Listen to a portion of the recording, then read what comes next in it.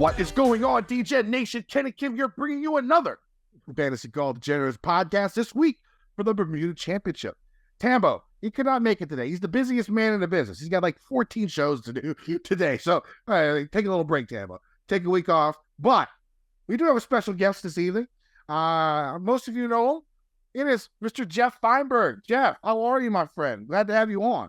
I am doing well. And yeah, you see Tambo, he's a busy man and he keeps popping up his own green screen. So he's got time for a low end tournament like this one. Yeah, I know, right? I mean, didn't he win? I think he won like $200,000 a couple of weeks ago, and then he got a King of the Beach final seat. The man's the best. That's why I love having me on the show. But we have the OG, triple OG here, Geoff Fienberg. I think, Geoff, this is might be I think you were on once before. I think with Brad. And I think it was like 2017. Like, I barely remember that before, but I do remember, I think you had her on the show one time before. So this is the second time Geoff has been on. So glad to have you. And of course, if you guys should know, he does the show every week with Pat and Tim for football, and does the on the Mayo Media Network, and he also does the show during the golf season every week with Pat. It's a staple show. It's basically the reason why I started what I'm doing right now. So kudos to Geoff. All right, so let's talk about last week here a little bit. It wasn't the best tournament, but the way it ended was pretty fucking cool. I would say that course that they played on last week at the event, I don't even remember the name of the event. That's how shitty it was right now. What the fuck did they play last week? L something. It was like the El Cardinal. Yeah. The World WWT Championship. So that course, I mean, that was like the worst course I've ever seen on PGA Tour. Like it looked like a shitty live course before they started playing on better courses. Like it was horrible. Like usually courses like that on the PGA Tour where it's that easy and there's really nothing going on in the course and it just becomes a putting contest. At least visually, it looks pretty stunning. Like Kapalua, something like that. You know what I'm saying? Where they're going to shoot 24, 25, 26, 30, 33 under. At least it's beautiful. At least, when you're watching it on TV, it's pretty. This course looked like the Muti and across the street of my house. What'd you think of the course? What'd you think of the event? Yeah, so full disclosure, I didn't really watch much of anything until yesterday afternoon, probably the final 6 holes. I tried to watch Friday, the last half hour, 45 minutes of coverage.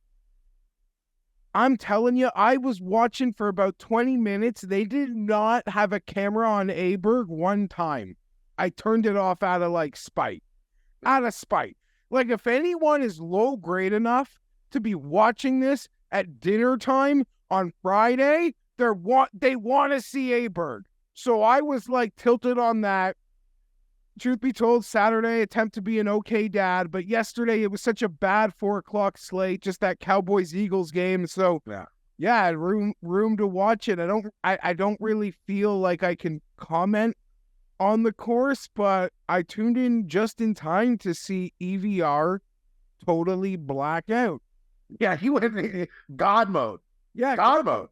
And you sometimes see that on resort courses. It's always possible. It's always, it's always there, I guess. But to do it on the final group, down 2 on 16T to win by 2, and the leader didn't make a bogey?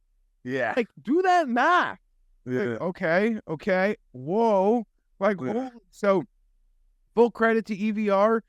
And it seemed like, Kenny, I don't know how you feel, but for 80-1, for 80-1, 70, 80, whatever it was a pretty chalky victory for the community. He was he was a chalky 80-1 and he hit. So congrats to everybody and those green screens that were out there as well. Yeah, I used them in DFS. I didn't bet them like everybody else in the world did, which is, of course, a mistake. But I did use them a lot in DFS. And so, that helped out a little bit. I mean, I apologize for not being on the show last week. It was probably my best week of the fall season so far. So you guys on Gump's Corner, you probably got it nice because all my cash game cornerstones made the cut. And then I think I went, I had like 28%, 26%, 6 of 6 for the week. And I think it was like 11% was the average. So well above average. Still didn't win shit, really. I mean, it was winning week, but I still didn't win shit. But yeah, I guess the big thing was, I mean, shooting 28 on the back nine of any event to win any type of professional tour event.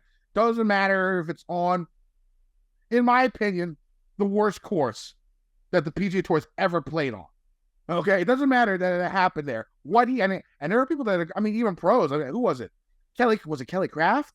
Yeah. Who went out on his Instagram talking about how shitty this fucking course was. I mean, you did finish dead fucking last out of all the people that made the cut. But still, I agree with him. The course is horrible. But what EVR did in that back nine, shooting 28, I mean, that's sickening. I mean, it was so good for him. And of course, he was playing for more than himself. Obviously, if you saw the interview afterwards where one of his best friends trying to battle through cancer, he dedicated the win to him. So pretty moving stuff. A pretty great ending on a tournament which I felt was the worst event of the year. Now, that's because we haven't played this week yet. I mean, if you look at this week, this field strength, not great at the end of the year. But any other comments about last week before we move on? No, I don't. I would just honestly be making it up. Yeah, I mean that's basically what I do all the fucking time, so it's okay. So let's talk, Geoff. I want to talk to you. Let's chat here a little bit. Since I have you on, and I guess the first, let me say one thing about you, and what you do, and your show, and how you are on the show. I've only met Geoff once in person, I think, and that was at the DFS Open. We instantly bonded. We had a great time together, and the thing is, like, we only met that one time. We've probably only spoken 2 or 3 times on some of Mayo's shows, since that time, what, 3 years ago, almost 4 years ago now. But I still feel like you're like my best bud. And I think that's why people love watching the show with you and Pat, because you give off that vibe where, like, this is like a buddy of mine. You got that, like, buddy vibe, and it's such a great thing to have on these type of shows where, I'm invested in the show. I watch it every week. Pat's great. Okay. He's a great host. What he's done for the community is something that he does not get enough credit for. But the reason why I watch the show is because I want to watch my buddy Geoff and see what he says. And I know I'm not the only one that thinks like that. I actually had the opportunity to meet you, but there are people that have never spoken to you ever before. And I feel like they have to feel the same way. So I just wanted to give you that shout out, that credit, because I think that's why people love you. And I think that's why your shows are so popular. That's what I got to say about that. It's very flattering. I appreciate those kind words. It's just, I don't know, you try to keep it authentic, like not be phony. I think people who bet or do DFS, like, they can smell a phony a mile away. Oh yeah. Yeah, it's not hard at all. And I would say much likewise to you, Kenny. Like, you mentioned how we've met and how we've interacted, but in this, like, crazy world we live in, like, I joke with, like, my real friends and I refer to, like, internet friends, and you would be a part of that. Yeah, I don't know. It used to feel way, like, weirder, but I guess, like, 2023, like, internet friends are our friends. Yeah, right? Well, we're going to get together next year. We're going to be at the President's Cup. It's going to happen. We're going to have a blast. But one thing I did forget, because Tambo's not on the show, is our ad read. So give me a minute. Let's talk about the ad. This show brought brought to you and presented by ShipItNation.com. They've got you covered for all the major sports for DFS content, tools, projections, education, and more. Go to ShipItNation.com and use promo code Mayo to get 10% off any of their monthly memberships. All right, so we got that out of the way. We paid the bills there. I just wanted to ask you a couple questions here. Since we have you on, like, I know that you are not like all about the stats, all about analytics. I know that's the way sort of the betting markets and the DFS markets have gone to. You see all these guys, these content providers, everything is analytics, data driven, which is, a lot of those guys are sharp and they're doing very, very well. But that is not how you go about the betting process, right? I mean, how do you go about your betting process? Because you've been supremely successful for nearly a decade now. Maybe even prior to that, before you were on in shows. So how do you go about your betting process? What do you look for in golfers week in and week out to get your betting card filled? Okay, again, very kind. I would say the fun thing about golf betting is you could just have something that like works for you. And I don't really know how to explain it, but like there's so many avenues to golf betting. You can do the matchups, you could do the placings, you could play like smaller like pool player markets.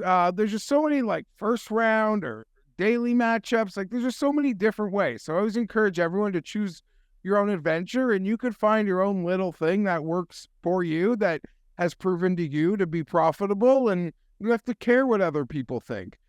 But like 90% of other people, you're an outright guy, right? Yes. So I pretty much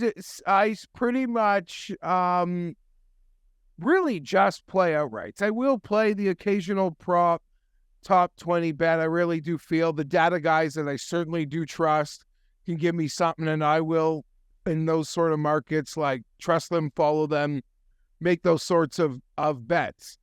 But for me, I just like betting outright. I've proven to myself, I'll do this. I'll hit my quota for the year. Everything will be fine. You can go on long losing streaks. That's part of outright golf betting. But outright golf betting also, Kenny, how do I put this? Like, it allows me to cheat. Like, I'm sort of gaming the system by just doing outright golf betting. Oh, you got to explain that in detail. Well, I'm not gaming the sports book, but I'm just gaming the system. And I don't want to offend anyone, but just in the sense that, like, no real bettor takes the guy who just bets outright golf seriously. Like, I can lose. It doesn't matter. Like, when you're out there betting outright golf, it's not like you're betting football games or basketball games or like props in like a plus 150, minus 150 range market. You're picking outright golf bets. Like, yes, you can't lose all the time. If you go 3 months without a winner, people are going to be like, man, this guy, like, I don't want to tail him. But like, no one actually can truly hold you accountable when you're out there being like, I believe this 50-1 guy's going to win a golf tournament. Yeah. So in that sense, like, I gain the system. Like, I've gotten into the ecosystem, but I really don't have any. Like, how much can you shit on the guy who's doing outright golf bets? Well, and if you think there's like 40 events a year around there that we bet on every year, like, if you win like 15%, like you got to hit. You're fucking doing incredible. You know what I'm saying? I also don't like playing each ways because I feel like water finds its level. For every time I'm like, I got that. I'm like, no, when I win, I want it all. But quickly to get back to my process, to bet outright golf, it's not like betting a top 20. It's not like DFS, which I still love to play and have to play my lineups. Unfortunately, like, I don't want to like out myself, but where I live, I have to do some circumventing to play the lineups that I still love to play each and every week. But it's not, outright betting is not DFS, and that's not a rocket science comment to make. But how do I put this? I don't give a shit if you got like a 1.8% edge on an outright golf like line. That makes any sense. Like that edge, a 2% edge in what your number should be to what the book's number is on an outright golfer, like, I don't give a shit. It doesn't mean anything. That's why, like, the true data guys that I know, like the true hardcore golf, not golfer, but like pro bettors, like they'll take a matchup board. The matchup board before the tournament, that's like a college basketball board. There's like 120 matchups. They can find 2, 3, 4, 1, 6 soft lines that they feel they can take advantage of. The outright thing is totally different. As for me, I feel like I've now, like, I'm not an idiot. Well, I can be, and like you, Kenny, we put ourselves out there, so we're bound to do things. But when, meeting up with Pat and like working with a lot of other smart people over the years, now it's like the best of both worlds. Like now it's like my eyeballs where I'm watching all the golf I can outside of Thursdays, because I don't like to sweat Thursdays, and we could talk about that differently. But like my gut, my eyeballs, what we believe. And then nowadays, like, you'd be dumb to not ignore the stats. So like, there was a time where I got to work beside Pat in like a newsroom pit with Pat, where I could literally, have my opinions on the golf board. And then as these models are starting to become a thing in golf, be like, well, is that my perception or is that reality? So now at least I have the ability to like cross-check my perceptions and like see if those are actual reality. Well, yeah. So, but how do you get those perceptions? Is it by watching a shit ton, or like how do you garner that knowledge? Can win. You just gotta believe a guy's a winner. Like I don't want to. There is when there's 140 guys playing their own ball over 4 days.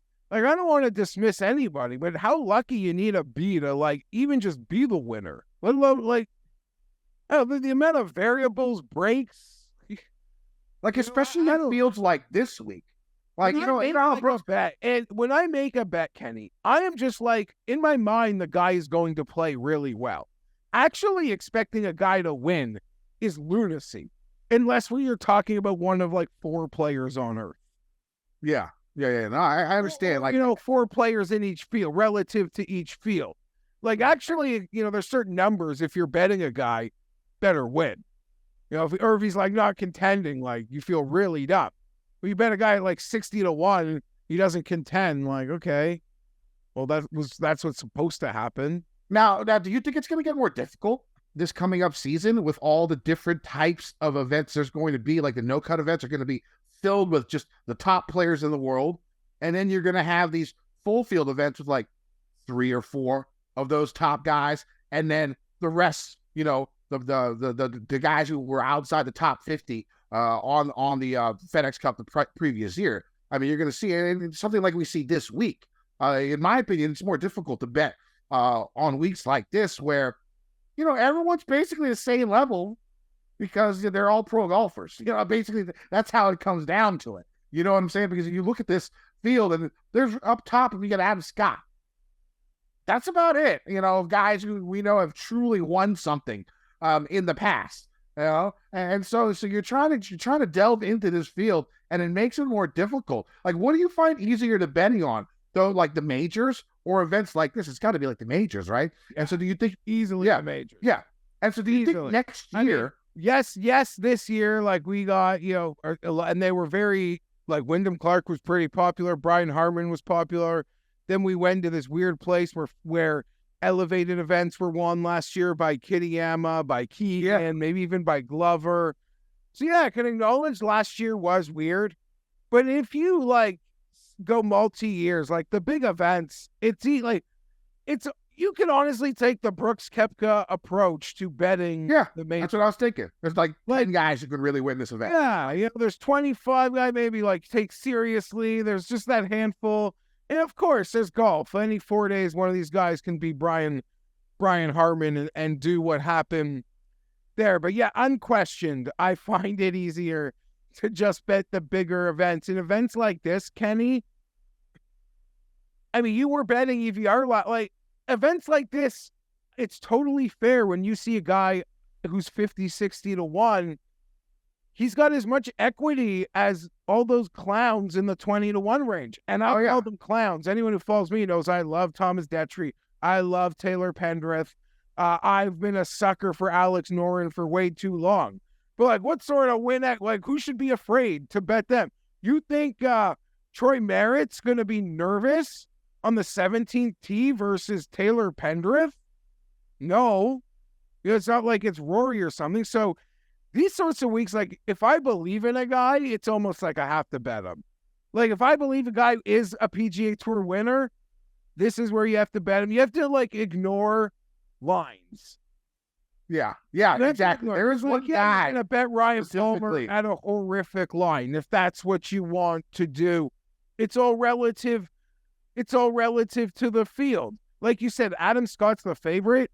The big three this week are exponentially less scary as a bettor than with last week. It was like Aberg, Cam Young, and Sahith. And you could debate their worthiness, but I still like gave them equity that I don't give the guys at the top of this board. I promise. No. Now, there is one guy that sort of fills that criteria you were talking about, that, you think can be a winner and should be winning soon. He's one of your country national brethren over there. We'll go over that in a little bit, just a little lead right there. But we'll talk about that here in a bit. Let's talk a little bit more. Like, how'd you get on the show with Pat? Like, you said you worked with him, right? In some type of setting. How'd you guys get on the show?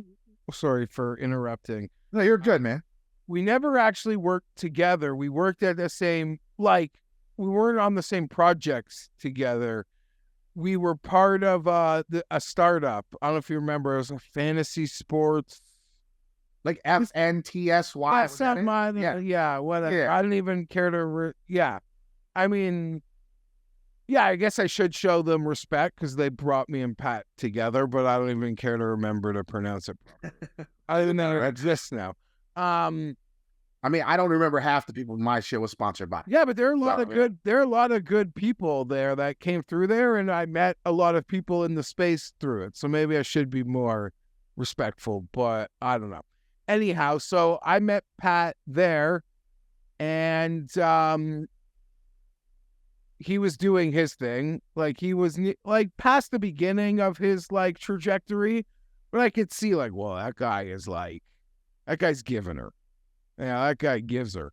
Yeah, as he's saying, like in hockey terms. And we would talk golf. We talk golf a lot. But the first time I met Pat was the week of the Victor Dubuisson Jason Day match play. And I 2014, like in our first ever conversation about golf, I'm like, Jason Day's going to win this match play this week. Yeah. Jason Day won the match play that week. And then I was just started doing he brought me on his shows to talk like majors, and those were popular. And then next thing led to where one year it's just the start of the year and we're doing a weekly show. But to me, the genesis of that was there's so many shows for other sports where people talk passionately about betting it and just like their feelings about players, their opinions. And that really wasn't existing in golf yet. It was not. So that was, Pat had the wherewithal to see like the trajectory that fantasy golf and all of that. But yeah, we just worked in the same newsroom, and it was fun refreshing because in my inner circle, especially at the time, like I could talk to any of my friends about like Rory or Tiger or, Jim Furyk, but there's no one like in my group at that time I could like debate Russell Knox with. Yeah, Russell Henley was winning back then. There's people like that. Yeah, forgot there was no one I could like discuss Victor Dubuisson with. So that was nice to run into a like-minded person at the time, and yeah, things I guess kind of worked out, and Pat's incredible. He is great. And I don't know whether like we're doing something right, and part of it I guess is the consistency of the operation, but it's a lot of fun. Yeah, a little luck at the right time. That's how a lot of shit gets started, right? I mean, you're talking about how you had the Jason Day, you said he was going to win. That was the first time even Pat talked about golf. Pat probably like, oh shit, I should probably have him on the show. He's picking a match play winner. And so, of course, that's a little bit of luck right there. To have same thing happen to me. I had to do a like a tryout for Rick Gaiman back in the day. This was like 2015. Rick was running his site, DFS On Demand. And so I had been doing a little bit of like cash stuff with like some other thing, but I wasn't getting paid or nothing. And so you put out an ad looking for a golf rider. And so it was like the PGA Championship that year. And it was like my best event of the year. Like I got everything right. Like I probably picked the winner. I got like all the DFS play. I like, that shit hadn't happened before, right? I mean, like it was just, the timing was unbelievable. And of course, Rick gave me the job. I worked for Rick for a while, and that just spread out into the podcast and whatever, and where we're at now. So of course, a little bit of luck. Definitely. I was like, well, funny thing. I got to ask you about Tim. I love Tim, right? I listen to the show a lot of the times.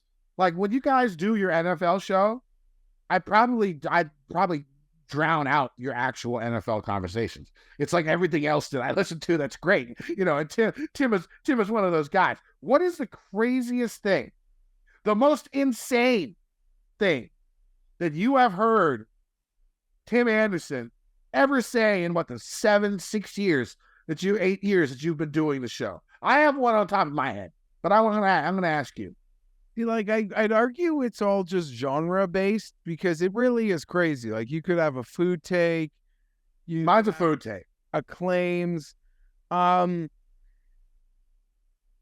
still like, to me, the delusion of thinking he could like he watches football, he loves football. I assume he sees himself in the mirror. To think he could tackle Derrick Henry, to me, has to probably be the craziest thing. He thinks he could survive like these outdoor shows. He can free jump from space. Yeah, those sorts of things.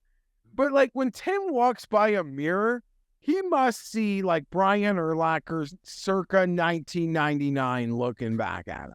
Like that's the only thing that can make sense for his delusion, is when he looks at himself, he sees like peak Brian Urlacher, ceiling Brian Urlacher, even with hair. Yeah. I know you're doing with his original hair, looking back at him. We'll call it 99, 90, I don't know, 2001 range.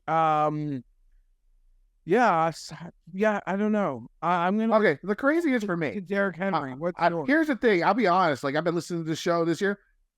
I felt like you were on track to get more votes for the most insane person this year. Some of the stuff that you were saying, there's a few episodes there. I was like, wow, wow. All right, the Damar Hamlin stuff, a couple of other things I was talking about. Like Geoff might get more votes this year. But then I was on that Sunday Night Live show with him, and he ate the fucking corn dog, like corn on the cob, and I was like, well, shit. That's gonna win him. That's gonna win him for the 8th year in a row. There's no coming back from that shit. You know what I'm saying? I know you're gonna be on the show with him later on tonight. I know most of y'all will be listening later this week, but we are recording this Monday. Geoff and Tim are gonna do a watch party show on Mayo Media Network with Pat for the Jets Chargers game live, right? Live. So that is going to be must-see TV. Hopefully you guys catch it. If you haven't, I'm sure you can get the replay. So make sure you watch that because I'm looking forward to watching that tonight. I might have that on the main TV and the game on the side TV. I think that's what's going to happen tonight when I do that. All right, before we move on to this week, I have to ask you one more serious question. Because, golf is in such flux right now. The one thing about the PGA Tour and golf in general is it's been so static for decades, right? No changes. I mean, the biggest change there was outside of the money after Tiger was some of the majors going from stroke play to match play to stroke play like 70 years ago, and now we're seeing all these different changes happening to the tour. You got LIV, you got the TIG TGL League. I mean, where do you see, is this a good thing for golf? Are you going to be watching the TGL League? I know a lot of people were talking about that league, saying they believe in that league because they're not taking themselves as seriously as LIV. That was the big argument, right? But then you see that Colin Morikawa video from a week ago. You see Rory today talking about how the TGL will be compared to NBA games. Like, they're taking this thing pretty fucking seriously to hit it into a goddamn screen, right? Like, what do you think all this is? Is it? What's the good and the bad of all this is happening now? I know the bad is the fans, but in your opinion, like, where do you think when you see golf? Like, is the PGA Tour, is Live going to be good? Is TGL going to work? Like, and do you hate it? Do you love it? What's the deal?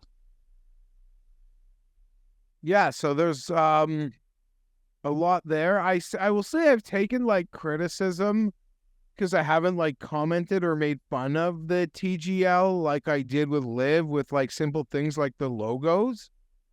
But I would only garbage too. Knowledge because I don't like care about the TGL. And I cared about what Live is doing, and I don't care about these guys playing an arcade game. And I find them. I didn't see this Rory thing you're speaking of. I know the Morikawa thing, and it's all incredibly cringeworthy. And I'm sure it'll be fun and like have decent popcorn TV, but I don't take it seriously. Like Live for a moment felt like it was really going to mess up a lot of golf, which it has. It was really going to, potentially jeopardize the, I don't want to say jeopardize the majors, but we always want the absolute best players playing in the majors. So there was that fear tactic of like, holy shit, these guys, some of them might not be in majors. And I don't know what like the status is for a player like Neiman now, who, doesn't have the exemptions that other guys. Yeah. Will he never play a major? I mean, look at that, like 3 times. Will he never play a major? That sucks. Yeah. I have no idea. So that like bothers me. The TGO, like I never took seriously. I don't really care about it. I acknowledge they're making it cringe worthy and it'll be background noise. And I would just say, to add to or steal from and add to Ben Coley's tweet from a week ago or 2 weeks ago, where he just acknowledged that like he feels bad for like kids. Like when we were kids, this could be old man yelling at clouds, but like we knew what proper sport was. Like we knew what proper sport was when we were watching it. People weren't trying to make like fake sport real. And you could say like, well, what was the XFL? But I just mean like from what's going on in like, now the best boxing is, celebrities, which I just mean like, like kids are gonna grow up. They don't even know what they don't know what the real true good shit is anymore. It's all just a blur and everything is like false important. Yeah, no, that makes a lot of sense. I didn't see that Ben Coley tweet. That makes a lot of sense. A couple weeks ago. Just talking about like rushing home from school to watch like a tennis match and like you just knew it was important. Yeah. Like you just knew it. And maybe like that could be such an old man yelling, like anything that was on TV when like we were kids, Kenny, like was important outside of like the local teams. Yeah. No, that makes complete sense. I mean, the fans are the ones that are going to suffer basically because of Live. Now for TGL, I mean, it's just another reason to keep the PGA Tour pros happy and making more money. And I ain't got no problem with them trying to make more money. I have no problem with that. King. Like it's easy content. Sure, there'll be a lot of like viral clips. But the thought of like watching a full thing of this thing, like I don't know, like at least that doesn't do it for me. I would rather watch I don't even care for the match, but I'd rather watch 7 handicap quarterbacks play golf than dudes into golf screens. No, I hear that. All right. So I think we went a little bit longer on our intro than normal, but that's going to happen. That happens all the time on the Mayo Media Networks if you listen enough. But let's get to actually the Butterfields. We have less to say about these guys. Yeah, exactly. That's why we filled the show at the beginning of what we did. But let's talk about the Bermuda Championship. I'll go ahead and start with this course preview. The PGA Tour heads to Bermuda for the Bermuda Championship, the Butterfield Bermuda Championship from Point Royal Golf Course. The strikes of the field, the weakest we've seen. quite some time. This is every year. This field is legitimately the worst field in golf. The PGA Tour.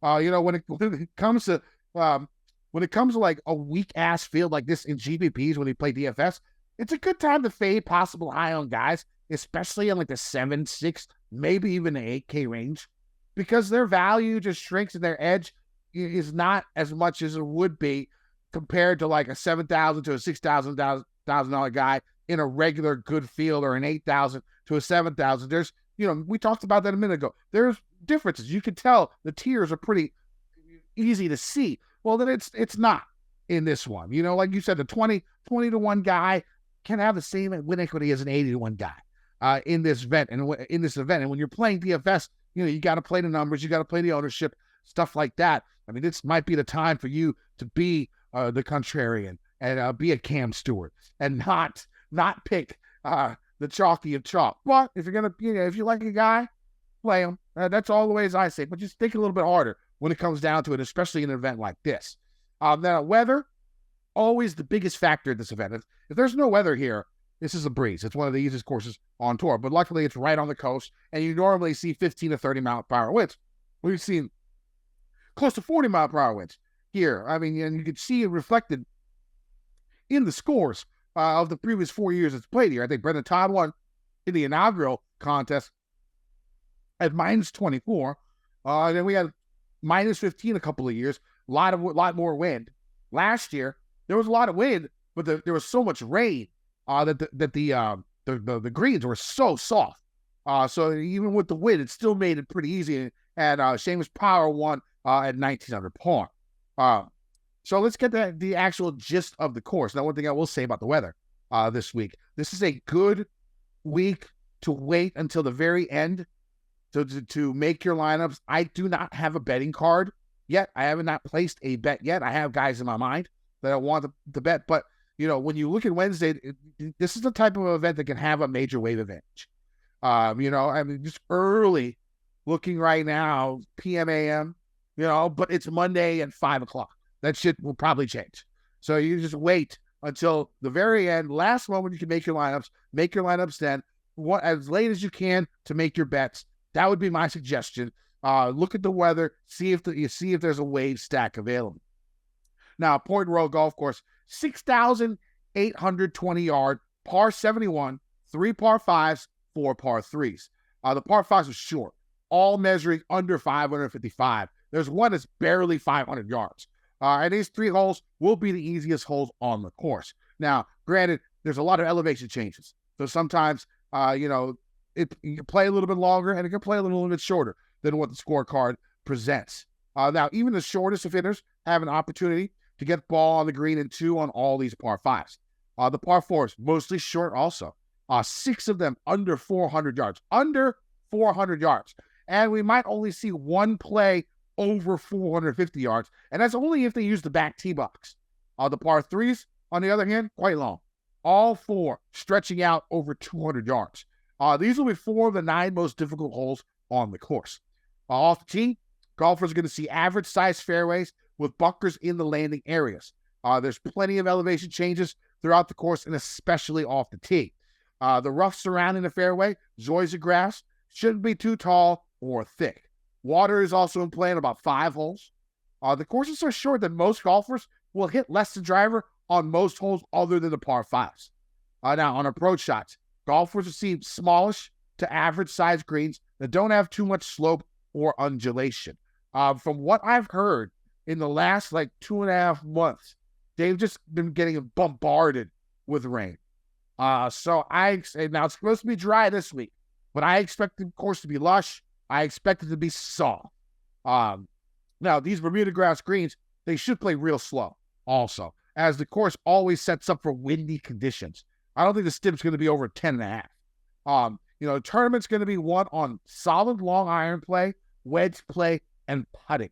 There's at least 6 shots a day from 200 yards plus. There's also going to be a shit ton of wedges. In the last few years, a couple of years, the leaders were all near the top in putts per green and regulation.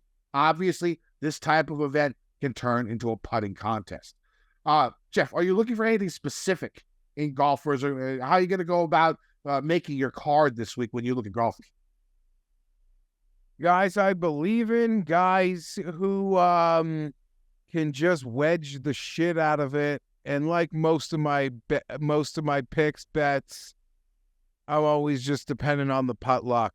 I'd rather pay the premium for the ball striking, for the great wedge play.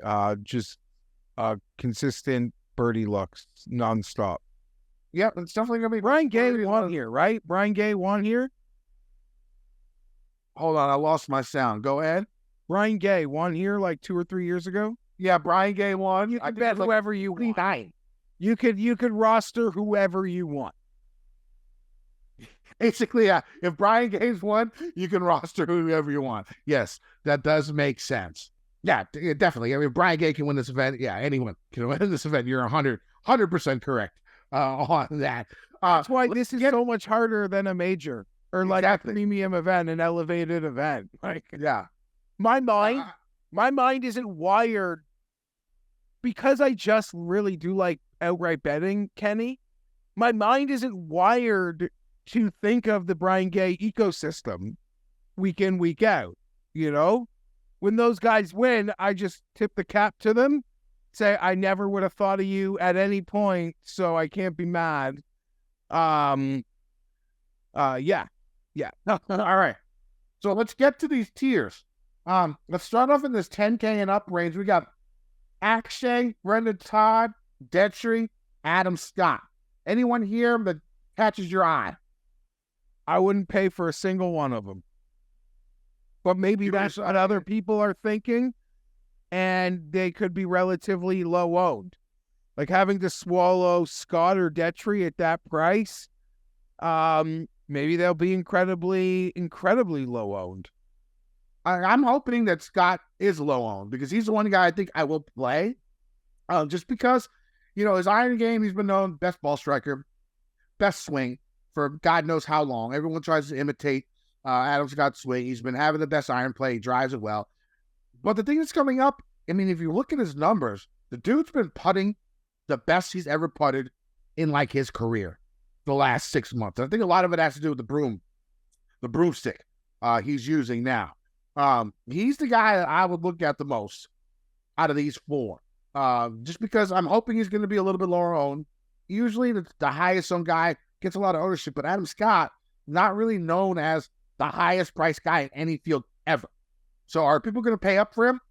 I don't know. I'm not the ownership guru. So, we'll see on Wednesday. But if I had to pick one from this group, I would pick him just because of his putting prowess, how well he's been putting, and we know how good he is with his irons. So that's the one guy I would give an edge to here. Anything else you want to say before we move on? No, I love Scott. I like to see that he's playing this event. I know we've seen a lot of, this is a pretty low run event, but it's been a while since he's won a tournament. We saw a lot of his friends or peers win in 2023, be it Rose and Day. So I'd love to see him get it off his back. I just like, not to jump ahead, I feel like people will just rather like Lucas Glover at 9,500 versus Scott at 10.7. I mean, the same guy, same putter, right? And I would argue that Lucas Glover's approach and what that could be the key. Like Scott's putting's been great, but his approach has gone the other way as his putting has gone this way. I'd almost rather trust the Lucas Glover unconscious, consistent approach and hope for putt luck. But yeah, that'll be I'm really interested to see how ownership plays out this week. Yeah, so let's move on to the 9K range. You talked about Lucas. I'll go over my Cascade cornerstones. A couple of them are in this range. And for cash this week, a lot. You know what I've noticed? It's a very, very small sample. It's only been played here 4 times. But if you look, you see a lot of golfers like multiple top 10s, multiple top 15s. Guys that normally don't make a lot of top 25s, having multiple top 25s. So I think you can take a little bit more course history into account. And I always do for cash games anyways. what I'm going to take a little bit more into account. So my first cash game cornerstone this week is in a 9K range. It's going to be Ben Griffin at $9,300. Another thing I do like about him is when I go into my model and stuff like that, and I put it in, he comes in like 25th in my model, which is, for like the 8th rank golfer, it's not horrible. But then when you shift over to short courses less than 7,200, 7,000 yards, he jumps up tremendously. He plays these shorter courses pretty freaking well. And so I like him. He's been playing pretty decent here recently, and he has a couple of top 10s here in the last couple of years. So I'm going to go ahead and start my cash lineup with Ben Griffin. My second cash lineup, probably my favorite play, guy I'm probably going to bet unless the Waze stag won't let me. It's going to be Taylor Pendrith. He's one of those guys that I think is due and is coming through. He's going to have a win soon, and it's going to happen, I think, in an event like this. I mean, I don't know if he's in the top 50 next year, but I don't know if he's playing the elevated events. I haven't really looked into that yet. But, if he does, I mean, that's going to be a tough, pull to ask him to win one of those for his first victory. I think he gets it here. He gets the confidence, and he goes into next year as a player to watch because the talent is all there. Now, the funny thing is, Kenny, it's a $1,600 course. It's less than the driver. His big weapon is the driver. Well, if you look at his play in short courses, 7,200 yards or less, his numbers are actually improved over his baseline numbers. Like right now, I have him 5th in my model, and then regular model. And when you go to short courses, he's 4th. So I'm going to go ahead and stick with Taylor Pendrith. He was one of my cash game cornerstones last week. Really had a good Sunday. Something that me and Tambo really, really like. Who do you like in this range, Geoff? So are you an orange guy? I love Taylor Pendrith. I'm a bit of a fanboy of his because he let me walk inside the ropes with him during a practice round. I do remember that. Canadian Open. Yeah. So we yucked it up. So I'd love to do that. And I mean, well, if you looked at his logs, it would seem like he's boomer bust because in his last 8 starts, it's 4 missed cuts and 4 top 15s, including like a 3rd and a 6th. But I believe he's a form golfer. He can ride that form. And you mentioned Canadian Siwoo, right? Well, yeah, the old Siwoo. The old Siwoo, yeah. But he also showed last year that this time of year, he can play some great golf and contended a lot. For me, I'm going to the very bottom of the tier. I am going to trust Doug Gim, Kenny. I love Doug Gim this week. 9K. I will be heavily invested in that.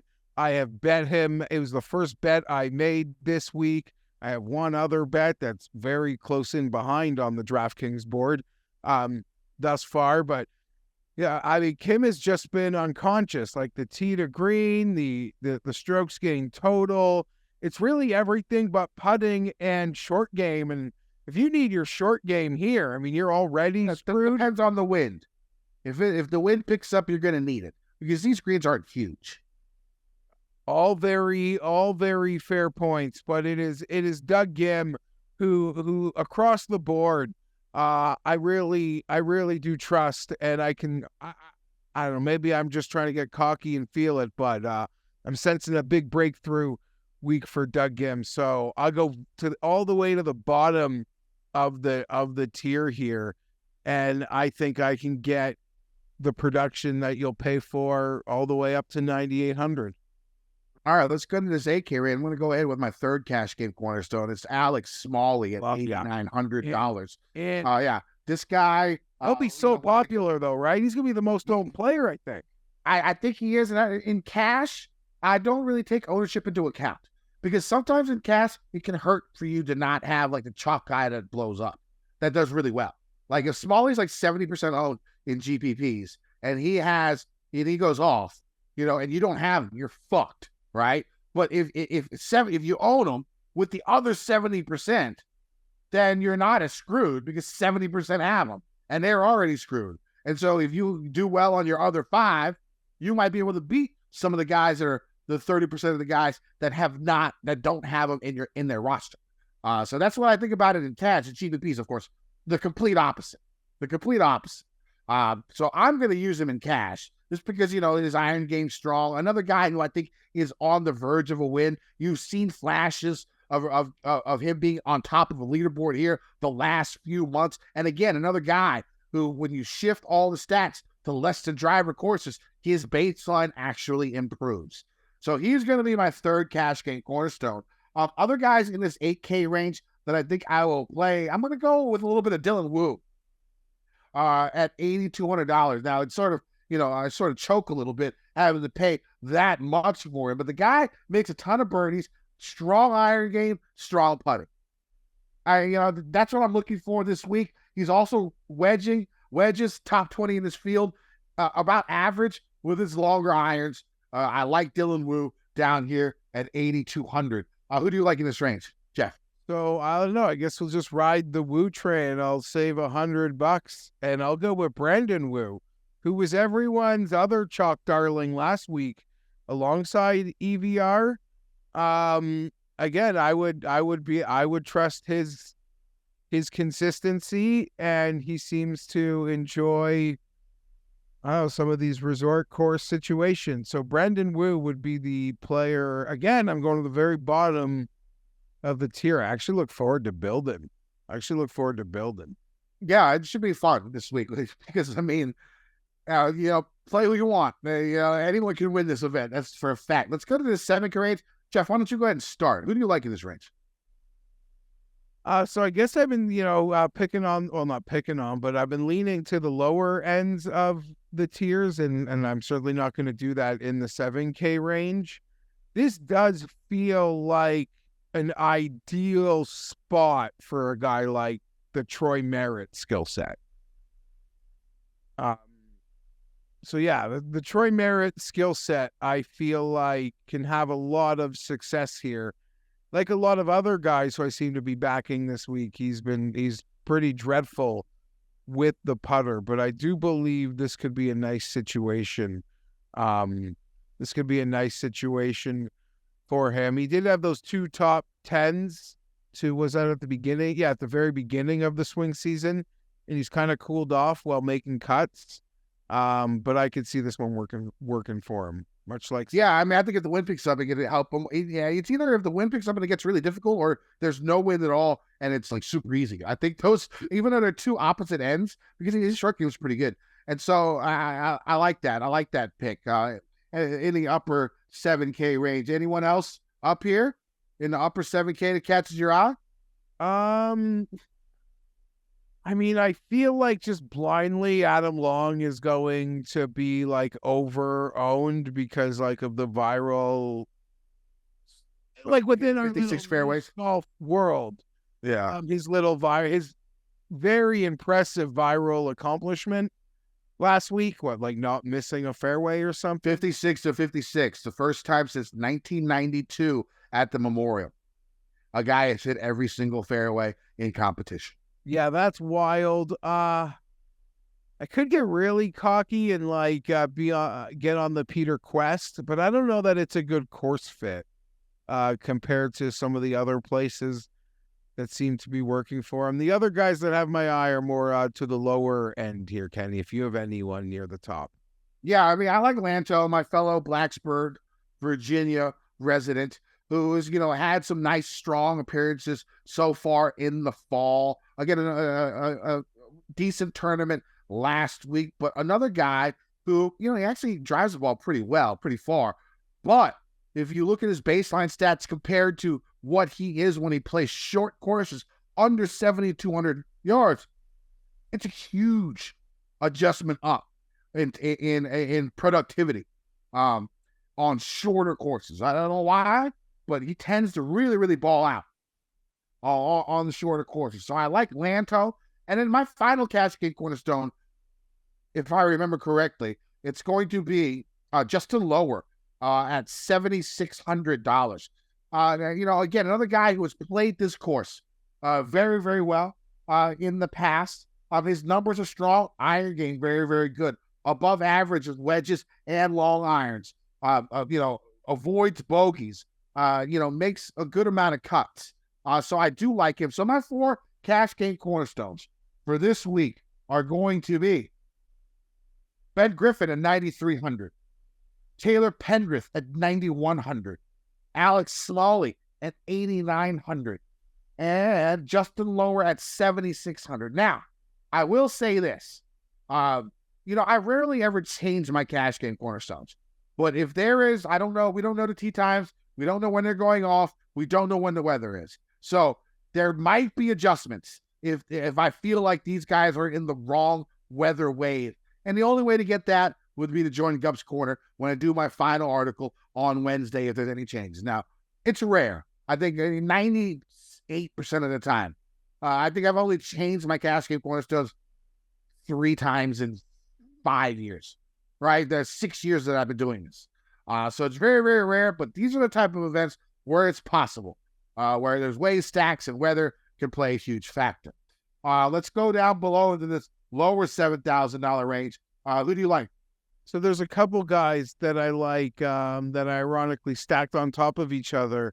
Patton Kizzire is a guy I don't mind here this week. He's never played here before.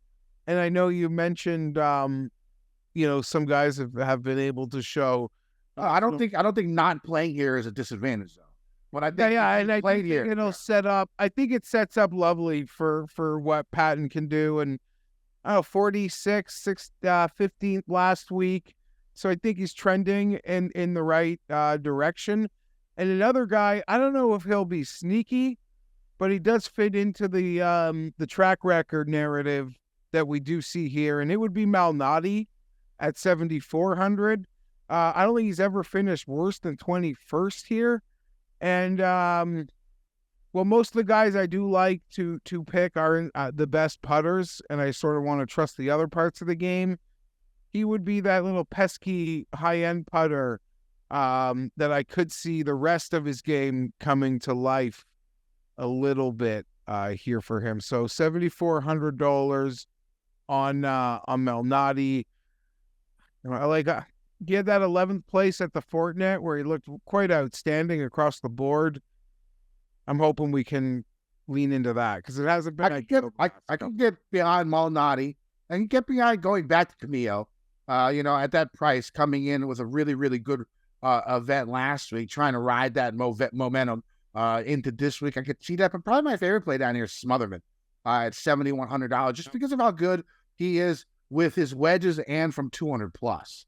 You're going to hit a lot of wedges. You're going to hit a lot of long irons from 200 plus. I think he's top 25 in this field in both those categories. So he's a guy that I'm looking at down here in this lower $7,000 range.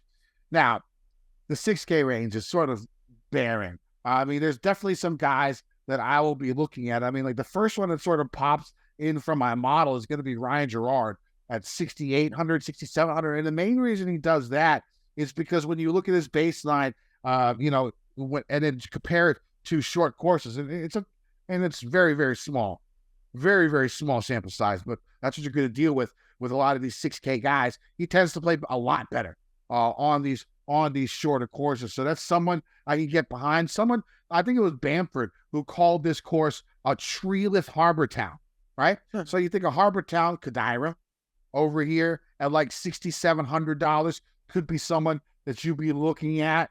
Bryce Garnett is a guy who short coastal courses, him and Ryan Armour tend to, always play well on these shorter coastal type courses. Those are like their shit. And so those are a couple of guys that I can get on. Brian Gay, of course.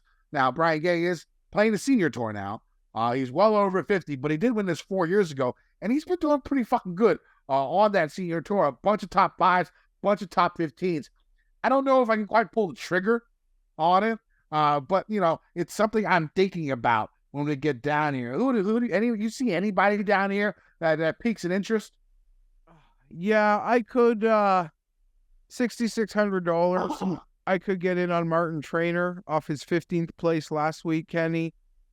But the problem with Martin is, like, when you scan the resume, like, he misses the cut off his, like, best weeks. And 15th place for Martin Traynor, that'd be his best finish in a long time. Yeah. He finished runner-up at some event like a couple years ago in the fall. He should have won. Am I thinking of somebody else? Yeah, I don't see anything that would call for a runner-up since 2021. Best finish was 7th in Corrales in 22. Maybe I'm mistaken of somebody else, but I feel There's a lot of missed cuts, but I don't think you can open anyone in the 6K range who doesn't, bring the MC into play bigly. Yeah, I mean Duffner, another guy. He's been playing. You've seen him. You've seen like flashes of like old Duffner in like the last 3 months. So like one round here, one round there, one round there. You've seen like really good play from him. Just hasn't been brought together like in one event. At that price, you take that risk. What is he, like 6,600, 6,700? You just take that risk. He's another guy that I could look at down in this range. Anybody else that piques your interest? You mentioned Kadira. No, I'm going to just load up Lingmerth, see if he's worth it. I was thinking about him too. I was thinking, again, in the last year, you've seen sort of glimpses from Lingmerth. Yeah, just hopefully you can see it again. No, I'd rather trust other guys. Trainer, I did mention. Geez, it is pretty. It's the doldrums. It is down here. It's like this field dumpster diving. Like, yeah, I don't know. I don't trust Kyle Westmoreland, but I want to. But I don't know that I'm going to roster him. I will probably, like, having talked this through with you, Kenny, and I don't know whether this is going to be like maybe the more likely way people do it, but I feel like I will save so much on the top that I'm not going to be here. Yeah. With like I think a lot of people are going to be like that. Right? Yeah. When the guy Cambo would definitely, if Cambo was here, he would definitely say, I might not even play anyone in the 7K range. That would definitely, honestly, like Tyler Pendrith at or 6K, sorry. Yeah. Tyler Pendrith at 91 might be the most expensive player I roster. Yeah. So I wouldn't even be down here having to finish my lineup, to be honest. Yeah, I mean, I don't think you have to worry about, as long as you don't go super chalky. The stars and scrubs this week would be a funny look, though, and probably would be so contrarian that maybe I'll try a couple. Yeah, just call like 3 guys in the 9K range and then see how it goes. But if you look at my cash game cornerstones, I mean, they were 93, 91, and 89. And then 76, and you still have like 15,000 left. Yeah, exactly. So you could do 3 9K guys and still not delve into the 6K range. Yeah. All right. Hey, I haven't made any bets. I'm looking at Taylor Pendrith pretty hard right now, but again, like I said, I'm going to wait until Wednesday night. But like, if I had people on my card right now, it would probably be Pendrith, Smalley, Wu, Lanto. Those would be the guys that I would be looking at right now. Now, you have made a couple of bets so far, Geoff. Can you want to tell them on right now? Yeah, so I did bet Doug Gim at 40. I did bet Alex Smalley at 28. I was looking at Pendrith really hard. What is he, like 20? I haven't even looked. He was, like 25. You could probably see. 25's not horrible. Yeah, Gim and Smalley are where I have made my bets. We will see. I'll probably keep the card pretty light, though, to be honest. Yeah, I know, right? All right, Geoff, that was a blast. I'm so glad that you came out. You want to push something? I know you're doing something. You got the Monday night show. I know you're doing a show with Andy, right? Andy's one of our fill-in hosts for the Fantasy Golf Degenerates. You want to push that? Yeah, so I guess you keep an eye for it this week, but me and Andy do a quick, we talk about our outright bets for oddschecker.com. So that'll be out. My weekly spread picks show with Pat and Tim will be out. And obviously it's before we're recording, but yeah, I don't know. I guess I'm giving my blood oath to the audience for that Monday night Chargers Jets game. I'm very, very looking forward to that. I was never planning on I don't know. Like Kenny, Well, I mean, I'll give you I one was minute. listening to the Sunday show, and they were talking about the last time they watched a game with you, and you left and didn't pay the tab. That's some shit that I would do. This is such. Oh my God. Can I say something about that? I literally had one beer from someone's pitcher. And I said to someone that night, listen, it's very possible something angers me so much here, I just get up and leave. I'm not so just I kind of laid that out there. Yeah, I don't know, Kenny. I doubt people will be listening to this after the fact, but yeah, the Chargers. So I doubt it's going to be an enjoyable 3 hours, and I could get so drunk and angry that I puke. So the range of outcomes, I've been there. What people can get out of me tonight, or I literally just sit there weed sad for 3 hours and say fucking nothing. I have no idea how my body is going to react to a light in my face while I do pretty much the only thing I care about. Which is so I'm a little bit older than you, and so when I was younger, I would say up until my mid-30s, maybe my early 30s, I was basically you when it comes to Commanders, live and die, week ruined or week good based on. I mean, you've heard the story how I threw the engagement ring at my girlfriend's face, during a Cowboys Redskins game.